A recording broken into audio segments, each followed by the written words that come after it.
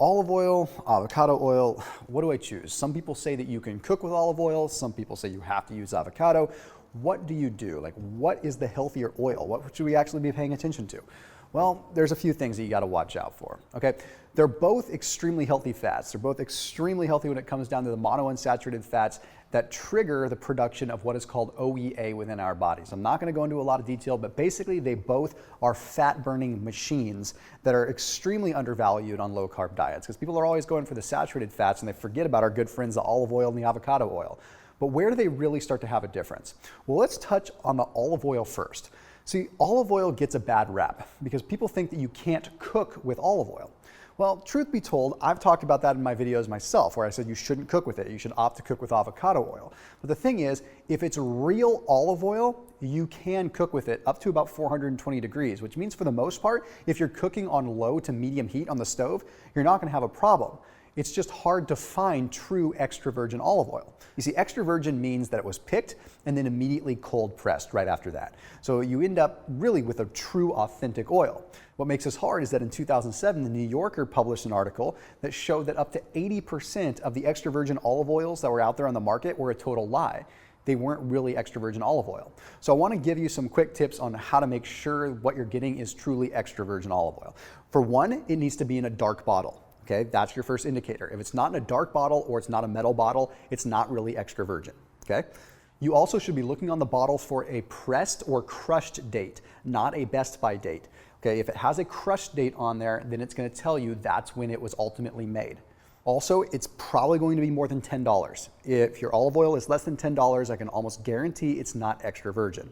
Then you also want to look for ones that have an inert gas, like nitrogen added to it. That's going to help preserve it. If there's not nitrogen added to it, it's not the end of the world, but it's something you want to be paying attention to. And lastly, a lot of times good quality olive oils will have a story written on them, explaining like where their olives are sourced from, what the crushing process is, the whole story behind the ceremony, everything like that.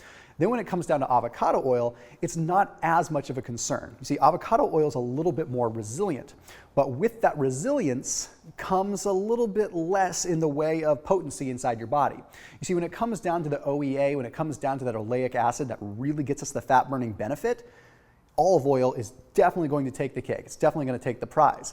Where we get the benefit with the avocado oil is we don't have to have the avocado oil pressed quite as quickly. See, avocado oil is usually done through expeller pressing. So it ends up kind of getting a natural filtration, a natural pressing that's going to preserve the nutrients anyway. So it's a little bit more resilient, but not quite as delicately powerful inside your body. Now let's jump back to the olive oil for just a second. There's something that you should do when you first crack open your bottle of olive oil. Okay, take a little bit in a spoon and just take a good old bite of it. Okay, what that's gonna do is it's gonna tell you a lot. If you don't get a little tingle in the back of your throat, you don't get like a peppery little cough, almost a coughing action, then it's probably not truly extra virgin. I know this sounds really weird, but it has to do with something known as oleocanthal. We have these things called TRP1 receptors in our throat. These TRP1 receptors do a lot of things, but in our throat, they would receive that tingling sensation that almost makes you cough.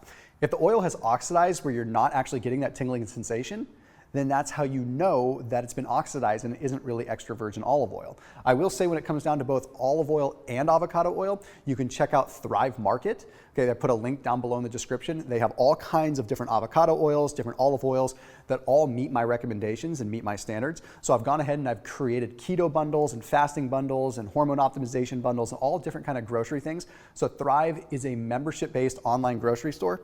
So if you don't have good quality oils or you just don't want to do the research when you go to the grocery store, I highly recommend that you check them out. So there's a link down below in the description. After you watch this video, you can get your hands on avocado oil, olive oil, macadamia nut oil, whatever it is that you actually need for your given purpose with keto, fasting, whatever. So now let's address the elephant in the room when it comes down to cooking. What's going to be better for the cooking, avocado or olive oil? Here's what we have to remember.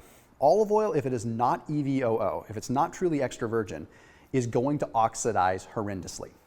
The reason that it will oxidize so much is simple. It has already gone through an oxidation process because it is not truly extra virgin, which means that when you open that bottle, it's already halfway oxidized and it's already broken down and the bonds are already disrupted.